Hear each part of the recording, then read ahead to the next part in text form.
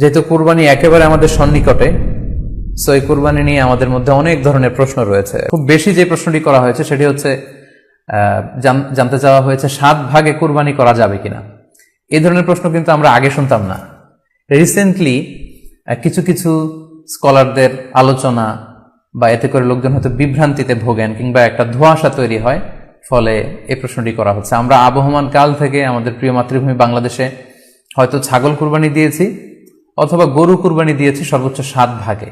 So এটা আমাদের সবার কাছে জানা ছিল, এ নিয়ে আগে সংশয় ছিল না। ইদানিংকালে অনেকের মধ্যে এই বিষয়ে সংশয় জেগেছে। কেউ কেউ বলে থাকেন যে ভাগে যদি কুরবানি দেওয়া হয় 7 জনে মিলে, গরুতে বা মহিষে বা উটে, এই ভাগে কুরবানি হবে না, এটা অনেকে বলে থাকেন। এই কথাটি আসলে ঠিক নয়।